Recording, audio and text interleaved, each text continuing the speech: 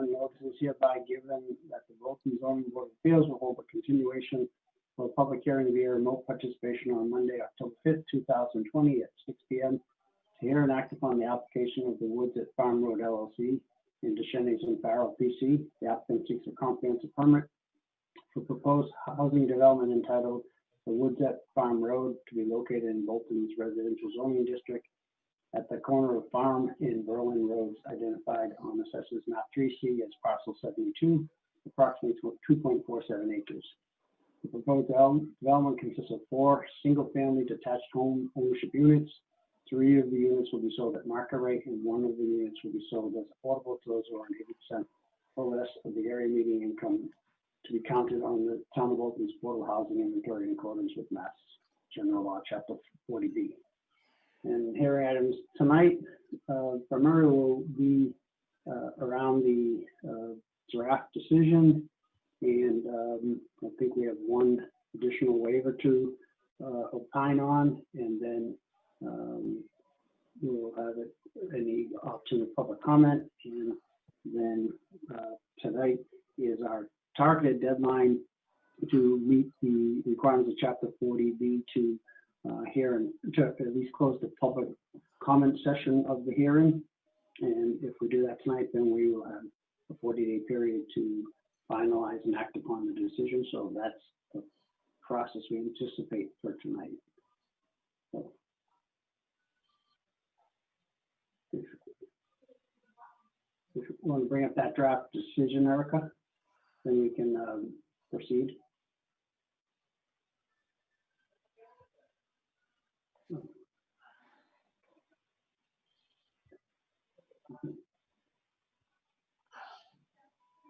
So we had an outline of this document at the last hearing, and we did get some feedback from whether it be my review or Erica's review.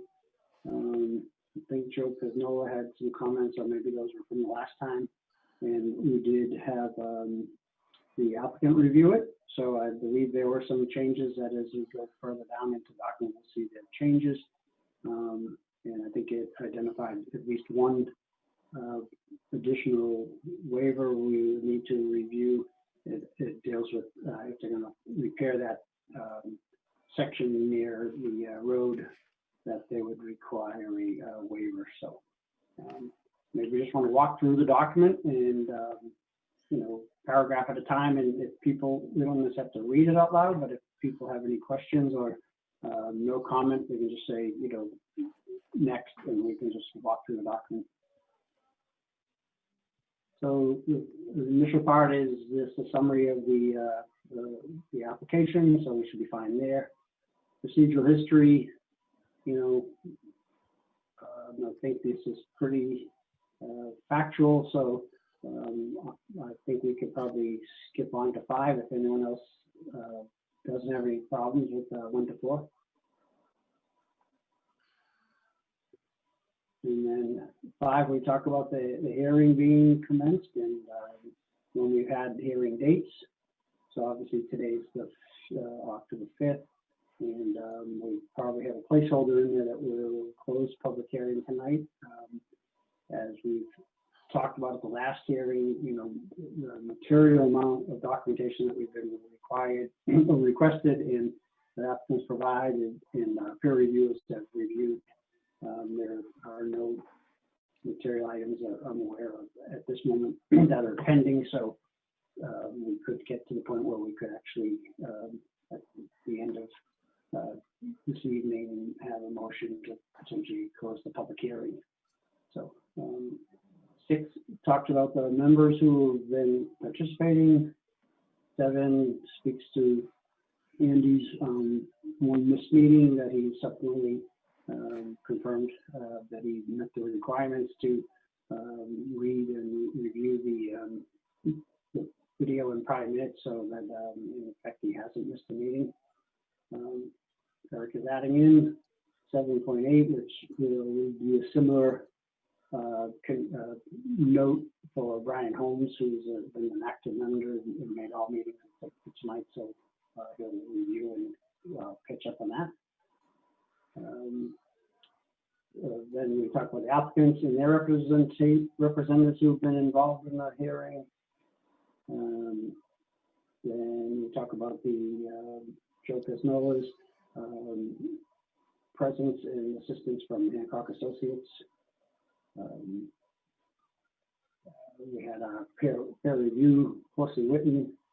So unless anyone has comments to annotate any of the notes there, I think we're good in that area. Again, that looks like 12 is another participant from the Vol and Seth. They did that site walk. Then we talked about our site walk that was conducted. Erica did that via Zoom meeting as well, so that people could participate from the board that weren't available to be there physically. And then we get into the mass housing process and the application for the eligibility. Comments that were made by various boards, the town, the fire chief, police, design review board.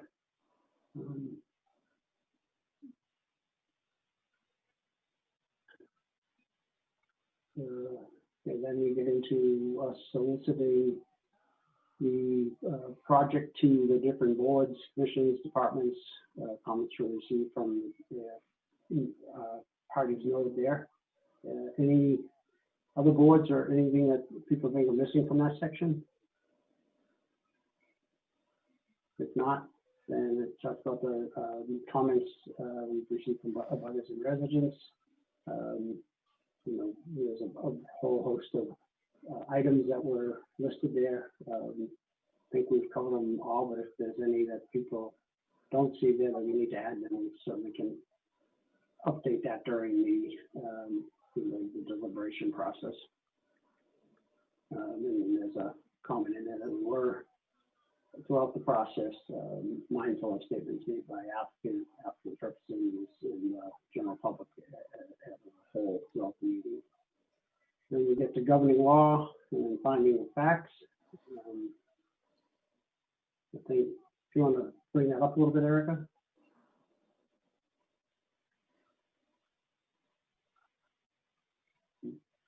So that section there, the only real edits there look like at some point the applicant will officially commit to becoming a limited dividend organization, which is one of the statutory requirements to be eligible for 40B. And I'm not sure if that was Joe Pesnola or the applicant's language changes, but I believe that's the is that factual, Doug, Attorney DeShannon? Is that what's going to happen? Yes, that is true. And I believe that was a drafting change by Mr. Pesnola. Okay, good. Okay, and then the eligibility letter and the site control is there, so that's good.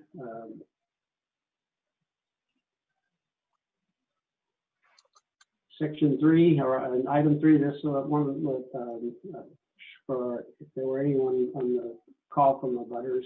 I know oftentimes we've had a lot of feedback saying, why do we even participate in these 40B hearings? And yes, we have zoning that says one house per lot, but this is one of the key reasons why we have to entertain the 40Bs is we do not have the prescribed subsidized housing inventory, and so with that we do need to review and decide upon these 40Bs. So item 4 talks about the scope of the project there. Item 5 is talks about the one affordable home and the details around that, being 80%, what qualifies as affordable. 6 talks about where the property is located within the residential zoning district and some other items there. Pretty detailed, but I think there are only few minor edits as far as just the acronym. 7, the project's not within the floodplain. 8, the project's not within the National Heritage Endangered Species Program area. 9 talks about the 2 shared driveways located off Berlin and Farm Road. I think on this one, Erica, is it 16 feet or 14 feet? I had a question on this one, because I think subsequently down below, we talk about the entrances were going to be 16 feet to accommodate a ladder truck. Correct. So the curb cut is 16 feet, but then it narrows down to 14 feet. So I can clarify that there if you'd like. It's the curb cut opening that's 16 feet. Okay, I may have missed the driveway entrance with the driveways are. Yeah, if you maybe we just look at that to make sure so that people don't think that there's a inconsistency.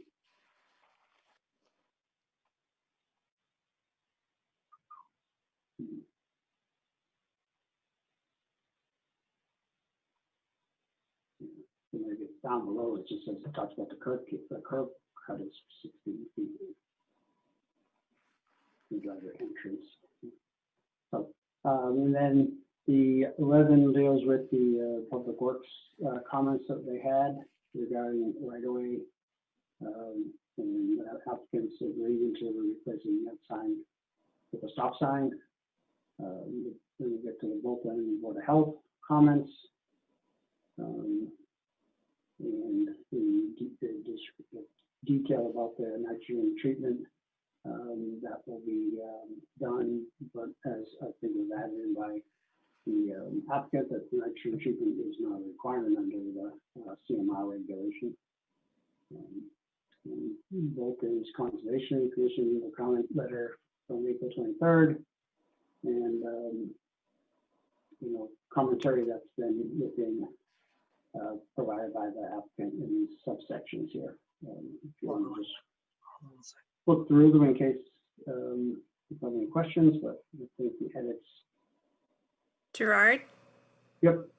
I would just like to make a comment to the board that Sure. I had created the wording or this section 13 prior to receiving Mr. Duchesne's last response from the Conservation Commission's comments. So what I would like to do is go back and take the responses from the written versus what I had written down in my notes from the public hearing process. So the content is essentially the same. It's just, I'd like to take the wording from the written response instead. That's, I'm not concerned with that. Okay. Do you have a copy of that so we can just review that? So people will see what you're proposed, what you're actually talking about? Yep. Mm-hmm.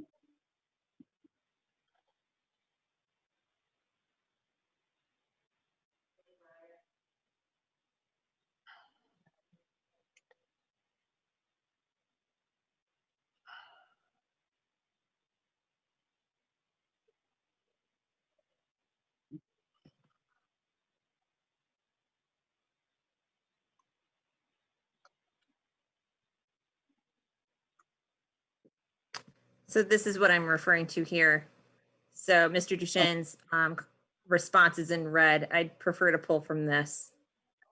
Okay.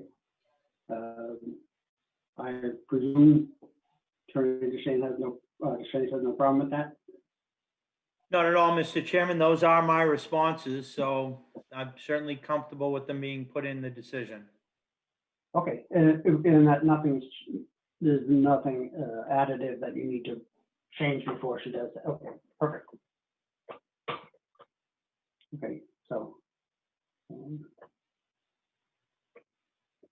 that will work for me, and I'm sure the rest of the board, unless we hear otherwise. So that covers the section 13 items you're talking about, Erica? All Correct. Parts A through H or I, whatever, I can't remember the last. Right. So just as an example, rather than saying like during the May 19th public hearing, Mr. Duchesne stated, I'll reference to that document instead. Yep, perfect. Okay. Yeah. And and the good news is you know, say if we get to the point where we close the public hearing later on in the hearing, and then we have the deliberation period, we can fine tune that type of language if it's not clear at that point. 14 deals with the planning board commentary and again the applicant's responses to those. If that's similar, I don't know if that's similar, Erica, that you'll pull from the applicant an actual document or not. I don't believe we have a formal response regarding the planning board comments. Okay. If I see anything that's overlapping, I may just tweak the language, but again, the content is going to be the same. You know, nothing really is going to change Right. substantively. Mm-hmm. Okay. Then we get into the stormwater runoff, community development.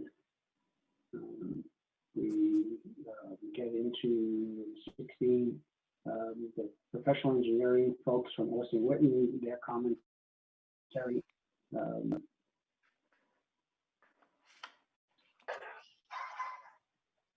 Capital revisions that were done from the applicant based on Wilson Whitney's comments. I believe this is all current up to the most recent documentation about whether it be the trees or the utility poles, the sugar shack and whatnot, all that additional work. Work within the buffer zones.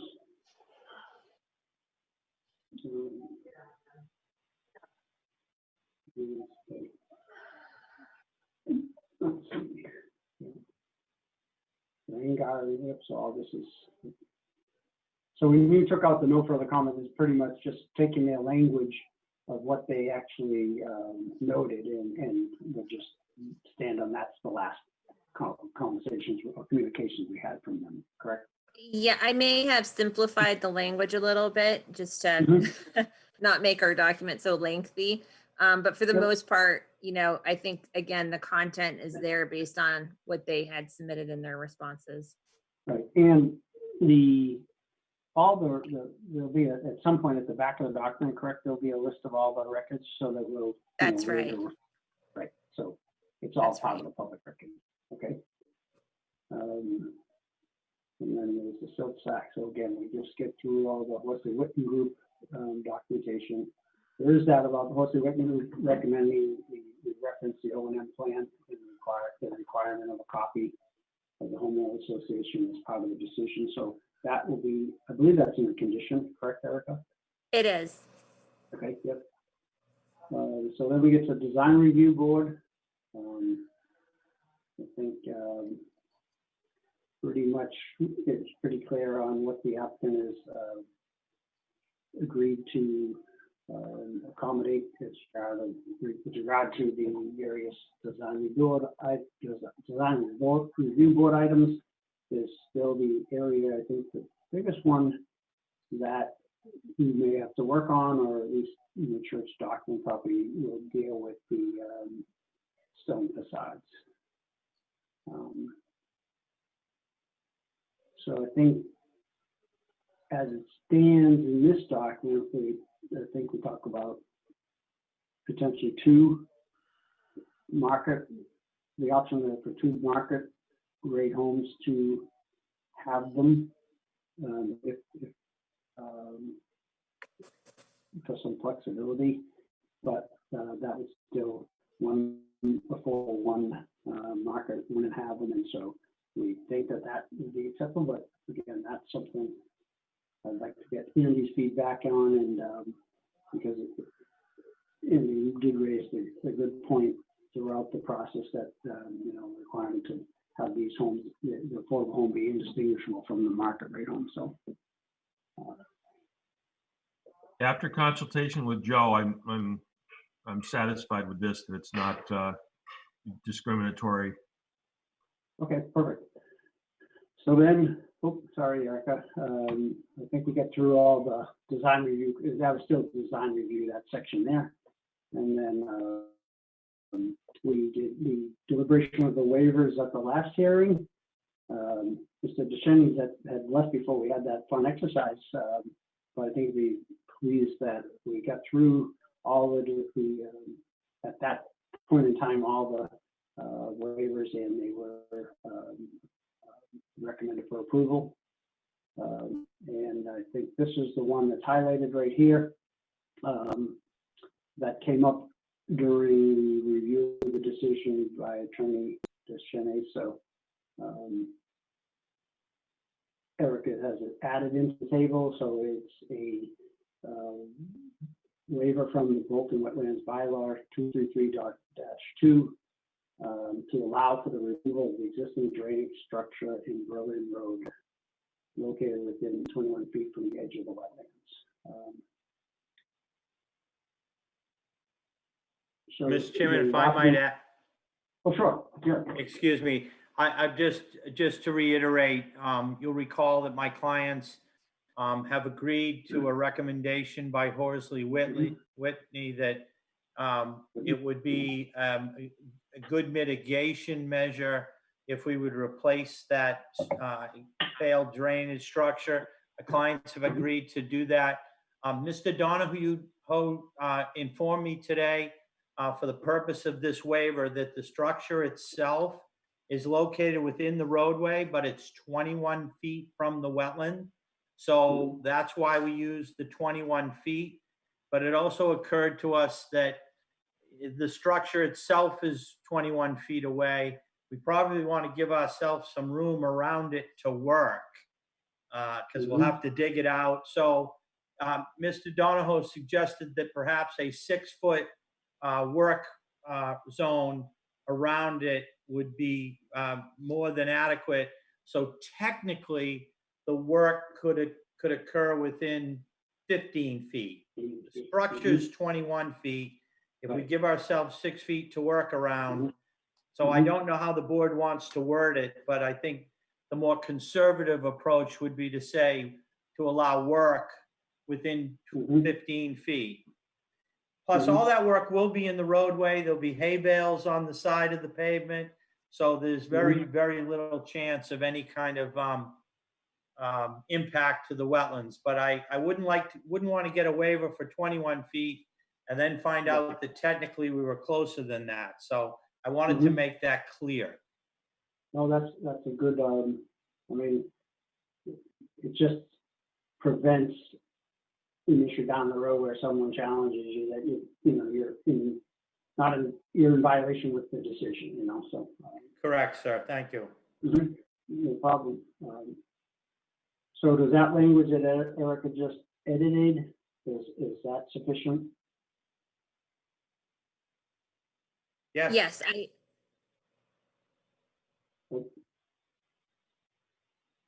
So I heard a yes from Doug, and did you have a comment, Erica? no, I was just confirming what, that I had updated it, and I'm fine with that, as long as the board's fine with that. So did we vote on this last time and now we're just revising the language? Or is No, this? this one was not, This is this a one new, wasn't identified, Andy. As part of the review, they realized if they're gonna do that work, that we had as a condition that they would need this one. okay, thank you.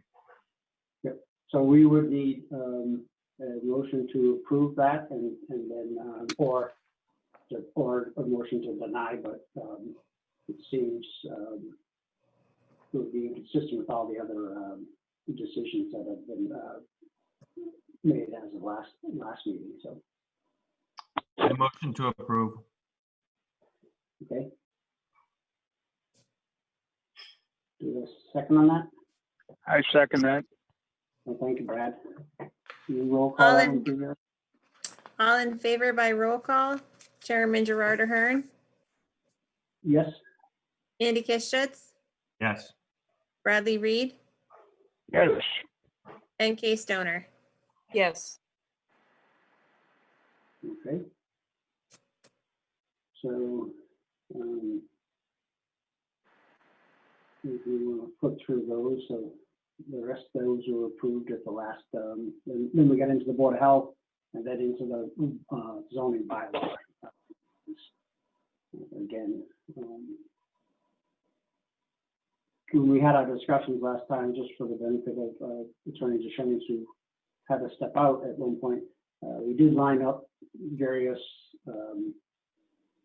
conditions in the later part of the document, along with some of the waivers, so that the board, could review them sort of in tandem with why we would grant an approval on those. So. No, Mr. Chairman, I've reviewed all of the changes that were made, as well as the most recent changes, and we are comfortable with the changes. Okay, that's good. And I'm sure you're not acknowledge it as when we're into the next phase, if we do close the hearing tonight, and we're just do any type of deliberations on them, as there are tweaks or additional language, we'll facilitate your review of those as well. But Thank you. it could, while it should remain somewhat static, there could be some changes. Mhm. So then we have that section E will be the decision about what's this one? Motion second. To grant. So this one won't happen until when we actually get to the point of deciding on it. But so section E will be open for a little bit. And the conditions, we go into a host of the conditions. Non-substantial changes, damages, who the subsidizing agency, what items they'll perform.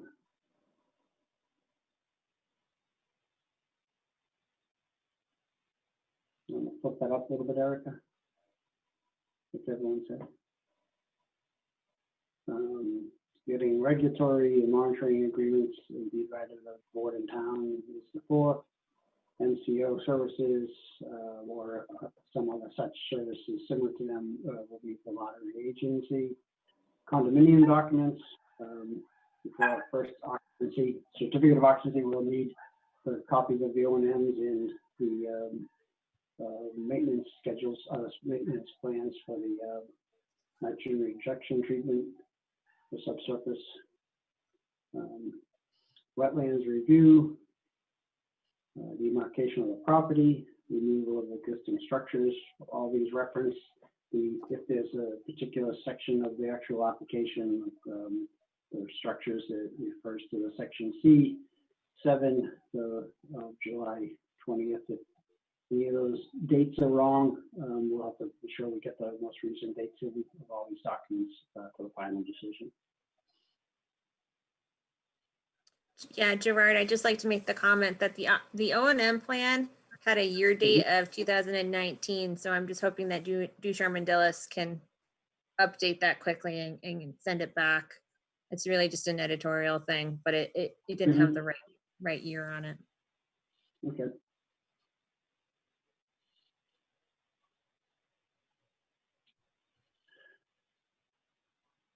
The health review is the 10th. 11 deals with the nitrogen reduction treatment, fire protection, drainage structure, the installation of a stop sign, the architectural design, prior to submission of final building permits, the need for architectural drawings. There was some discussion whether they need to be stamped by an officially stamped, and I believe it's not the requirement. So as long as we have they're prepared by a registered architect, then we should be good. I think our town council confirmed that as well, Erica, correct? In their review? Yes, I can pull up town council's comments after if you'd like. Okay, yeah. So these modifications that are below from A, sub A down deal with the design review board. The vinyl siding, the stone facade again. So I think this is the language that that is currently agreed to in the decision.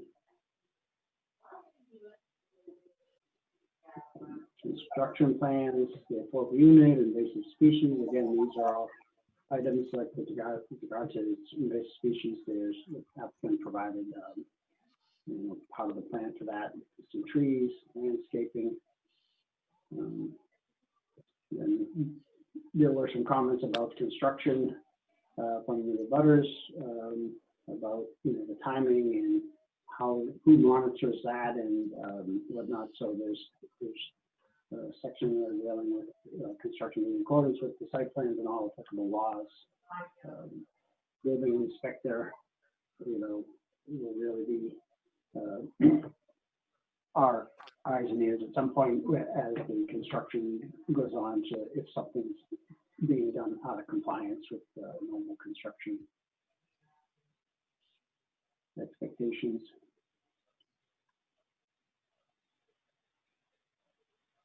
Next page, right? Compliance with applicable laws, stormwater pollution prevention plan. Again, when that's targeted to be in, erosion controls, construction hours and operations, the oversight, pre-construction meetings, staging areas, street sweeping, fill material, dumps, snow, and get into the occupancy requirements, post-construction meeting, the cost certification requirement, after completion of conveyance of all dwellings, requirements to obtain as-built plans, according to the decision.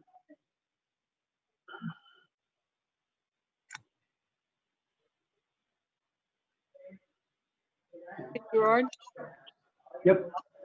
I just have a Hello? few, and this is just little nitpicky stuff about the formatting. No, that's fine. Where's the one? I think it was number 24, compliance with applicable laws. It's not underlined. I know it's a nitpicky thing. It's just some dumb little. Yeah. Good. And also on number 33, there's apparently no heading there. It just starts with no tree stump. It doesn't have like a title for that. Okay. Matter. Oh, I see. Yeah, no tree stump demolition. So you have to give it some type of Yeah. heading. Right. Yep. Did you note that, Erica? Yep, I'll note it right now. Actually, I'm gonna just correct this. Okay.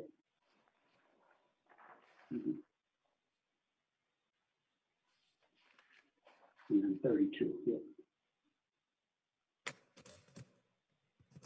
Construction debris or something. Yeah. Well, actually, no, it shouldn't be tree stumps. Yeah, no.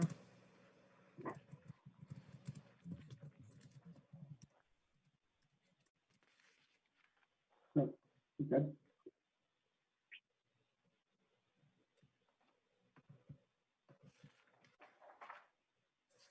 No strong objection on that one, Attorney DeShenning?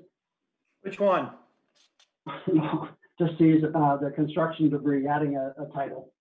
Oh, I'm sorry. No, not at all. I was just adding it on my own copy. I'm sorry. Just making sure you're watching us. No, okay. No, I'm all good with that. Okay, good.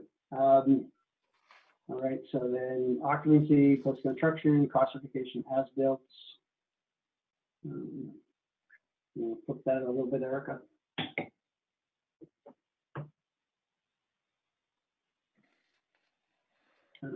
So on that 36 Erica, there's that addition at the bottom that shall submit a certification from registered professional engineer. Who added that? I can't tell from the edit. And I assume it's okay with. That was added by Mr. Peznola, and we are accepting of that change. Okay, perfect. Thank you. Thank you, Joe. And then record a decision, and then we get to a record of our vote, and then the appeals timeframe, and then the actual filing with the clerk, town clerk, and then the documents that will be Appendix A will list out our the record of the proceedings, what was presented to us.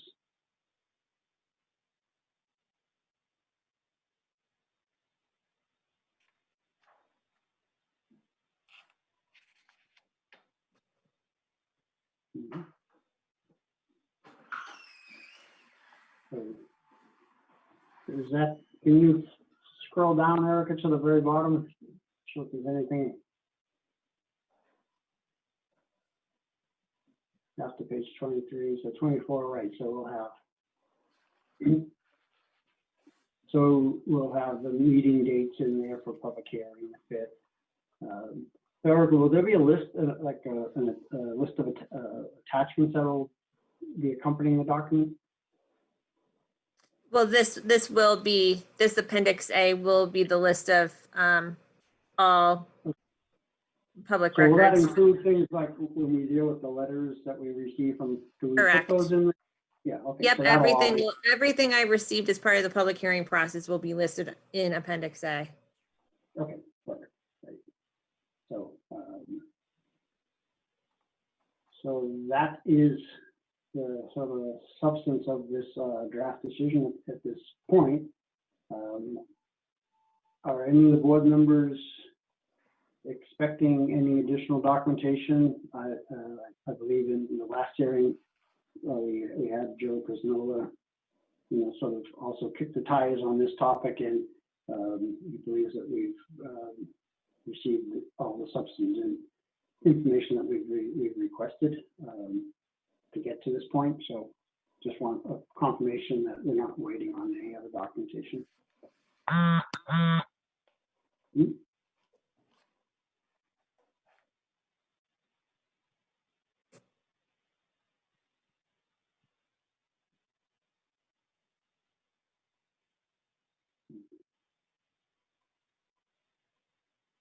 Gerard? Yep. I'm just making one other edit that I actually had made before, but it got Mhm. lost.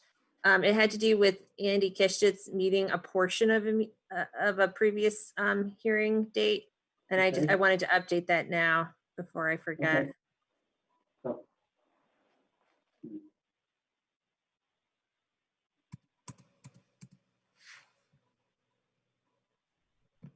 okay, yeah. Mhm. Either way, he did complete the requirement of following up in the meeting minutes and the video, I believe. So. Mhm.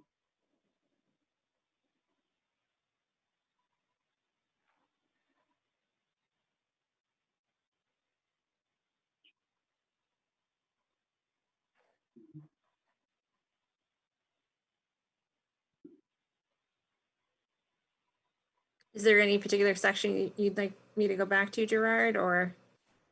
No, I think we covered, again, the substance of what will be in the decision. Again, we'll be finalizing it and deliberating on it at subsequent to tonight, but where we can fine tune it and review any additional edits that get made throughout the process. But Gerard, should there be any further discussion about the stone facade, or actually, do you want me to call up the town council's comments? I yeah, haven't let's done just that bring yet. up, yeah, that's fine. That'd be good. I believe Okay. it'd be Sandy, you'll find that he's comfortable with the current language after discussions from Joe Prisnola. I mean, his input to the process. So I think it's probably fine as it's worded, but or at least the intent of how we anticipate is there. And if it gets tweaked a little bit, that's probably fine.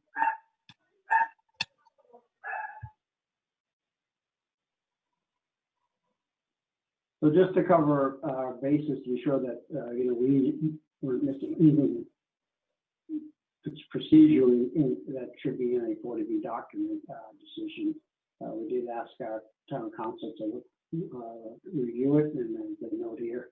As they haven't been involved in the process, they couldn't really comment on findings or whatnot, but it appeared to be in order, at least what we have in there. And so on the conditions, they note they agree with you being Erica and Joe Prisnola, the chairman of Stone Facade, and the attorney is correct regarding the requirement for stamp plans on a project of this size. but requiring pre-submission designs stamped or not to verify compliance is appropriate. So very minor comments from the town council.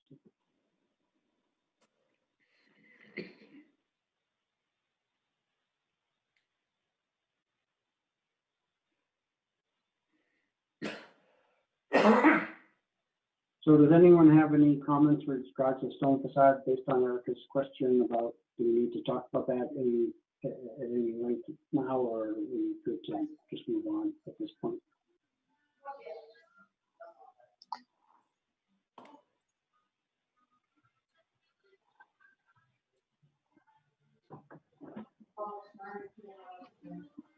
Anyone on mute that has any comments that have to come off mute?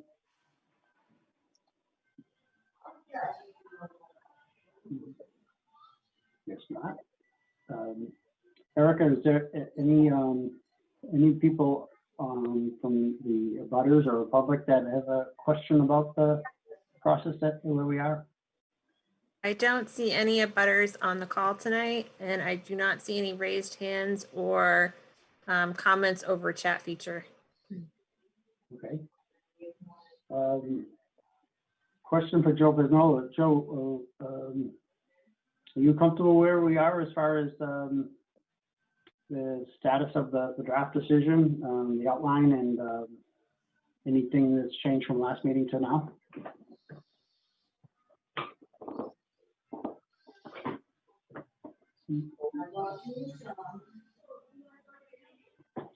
Is Joe still on the meeting?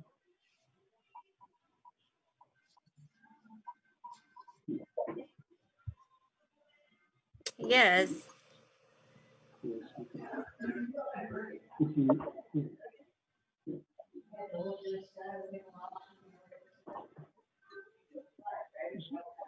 I can't tell if he's muted or not, but I guess. Can I go back to the stone facades? Yep, sure. I would like to make an edit so it says, so that the exterior of at least one of the market rate units. Yeah, hold on. Wait a minute. Yeah, I gotta call you back. Okay, I'm on a Zoom meeting.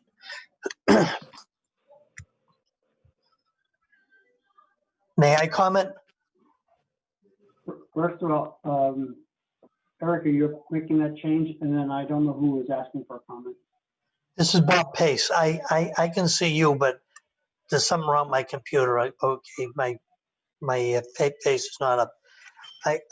I'm confused. There is only one affordable unit. I know, but it says, no, I'm saying at least one of the market rate units is compared to the affordable unit. We don't know that we're going to do any of them. I know, Okay. I'm saying at least one of the market rate units. If you add that language, it doesn't really change it, but it doesn't compare to the affordable unit to all of them. It compares them to at least one of them.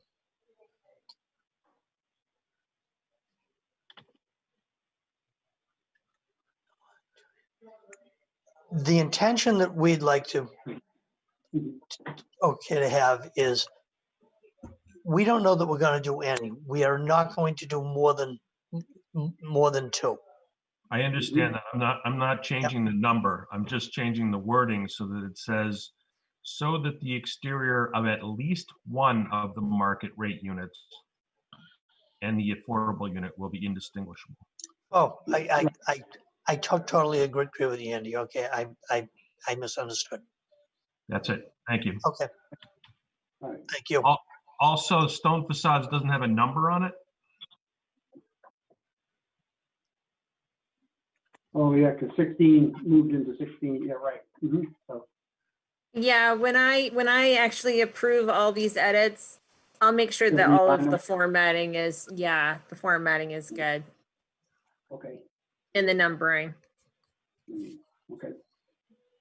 So if the board is agreeable, what I would like to do after tonight's meeting, if all of these edits are approved, I'll go ahead and accept them all. And then we sort of can start fresh at the next, whatever the next meeting date is, with sort of a clean copy with any, with whatever edits that are new. you know, in red line. Right. Okay. So So- Gerard, do you mind if I just ask a question to the board regarding the stone facade? I guess one of my biggest concerns is if only one market rate unit has the stone facade, is the board concerned with the way that the development will look?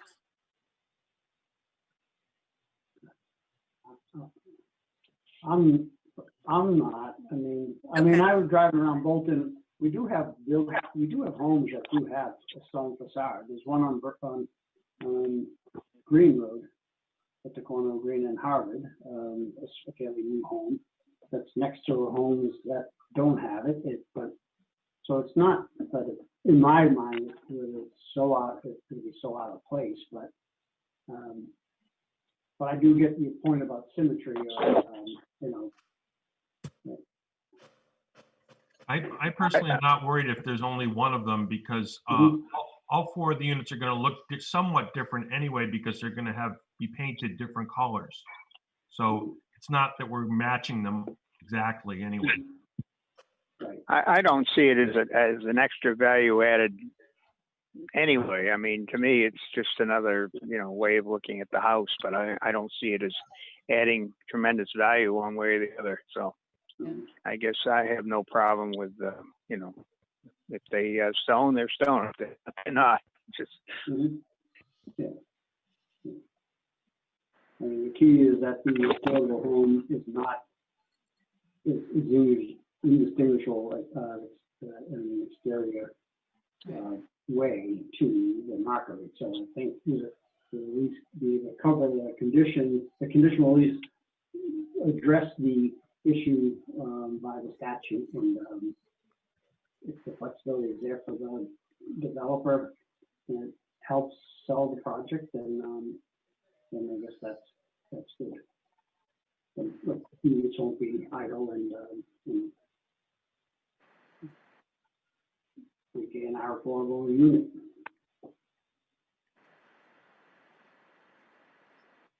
Mr. Chairman, Joe Pesnola, I've joined using my phone for audio. I apologize. I'm having problems with my audio on my computer. To answer your question, I don't have anything to add. I think Eric has done a great job putting together the decision. It's complete. I think the tweaks that have been made by everyone have brought it to a really good shape. So I think it's just about there. Almost at the finish line. All right, we're in the red Right. zone, as they say. Yeah. Okay. Good. So then I would anticipate that what Erica was talking about, that I don't think we need a vote on that to say that, yes, you'll incorporate all these edits into a next revision document. And we'll go from there at that point. But I think we opened it up for comment to the developer, applicant, to the public, and to the board, and to our peer review. And I think if we've exhausted any comment, then I think we would need a motion to close the public hearing portion of this application.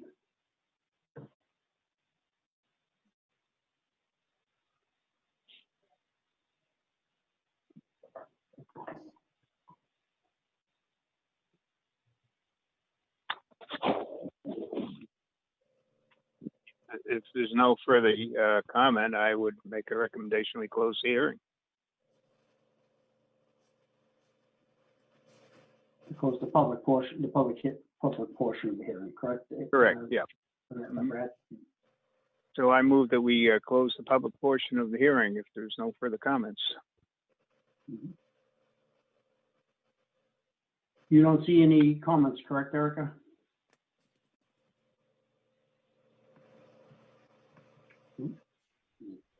Are you on mute, Erica? I am looking right now. I'm just making sure that there are no. Thank you. My chat's just taking a second to update, so it's for whatever reason, it's not responding.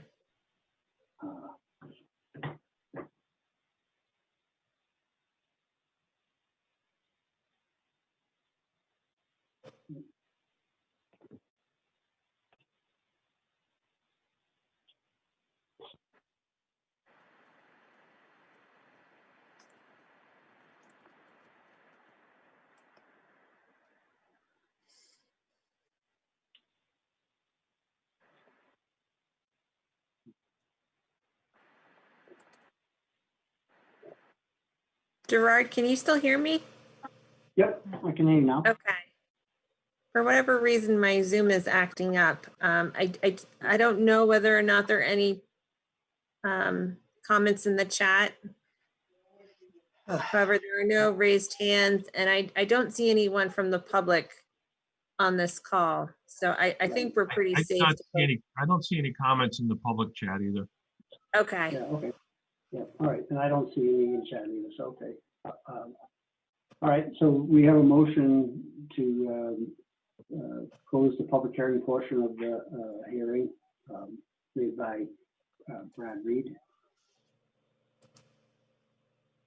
I'll second. Second by Kay. Okay, you do a roll call on that, Erica? All in favor by roll call? Chairman Gerard Ahern, Yes?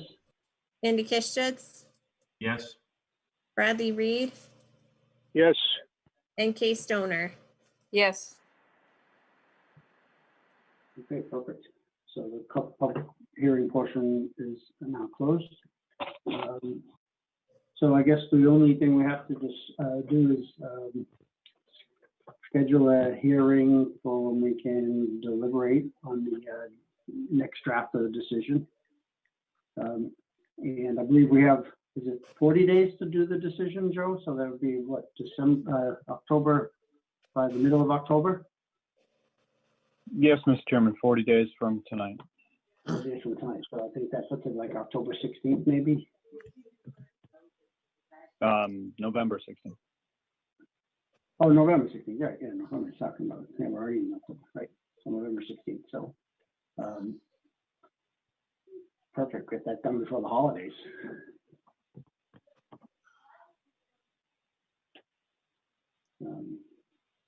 So Eric, do we have to, the deliberations, Joe, can you remind me, does that have to be public? I mean, that's a publicly posted hearing?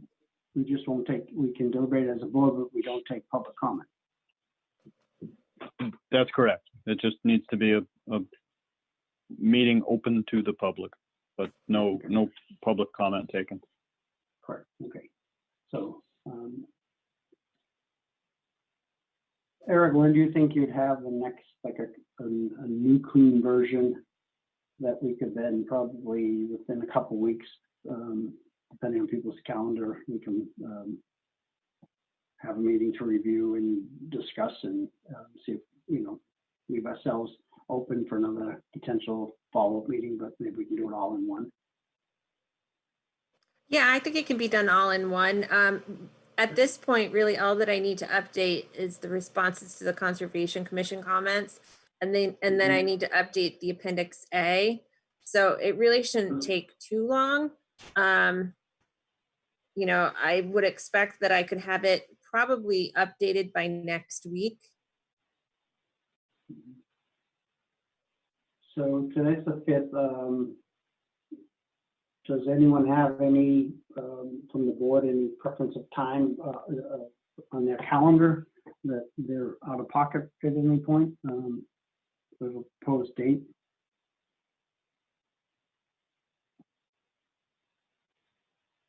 Or do you want to propose a date, Erica, and we can see if people are available? Sure. I may be taking a couple of vacation days the week of the 19th. So what about the last week in October, the week of the 26th? Would that work for the board? So the 26th, a Monday? That's a Monday. Monday, so 26th. I don't have any, that I know of any conflict either the 26th or the 27th. Fine with me. Yeah. The works for me. Monday, Andy? That's fine. Yeah.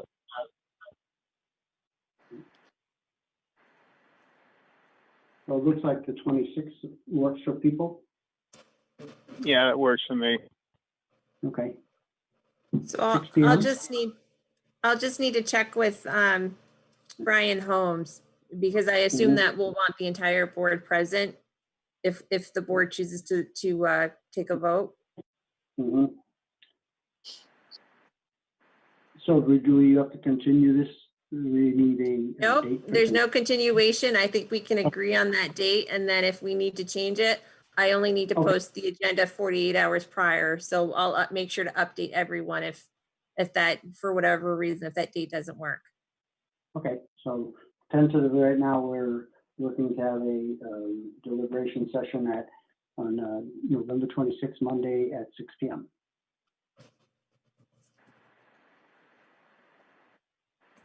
Second that. So we need a vote on that, Eric, or not? I think you're just saying we don't need necessarily. No, I don't think there needs to be a vote for that, Okay. because it could change anyway. Hopefully it won't. Yeah. Hopefully Brian's available, but no, I don't think we need to vote for that. Okay, you'll just post it though. Yeah, I will post Mhm. it. Okay, perfect. So I guess if we don't have any other business at this moment, we could just have a motion to adjourn, correct? Correct. Yeah. I will make a motion to adjourn. Second? Okay. All in favor by roll call? Gerard Ahern, Yes, Andy Kishitz, Yes? Bradley Reed, Yes. Kay Stoner. Yes. All right, thank you, everyone. Mr. Thank Chairman, you. members of the board, thank you very much for your time. It's greatly appreciated. Thank you. you're Thanks. welcome. Okay, good. Attorney Sanders. Take care. Good night. Yeah, good night.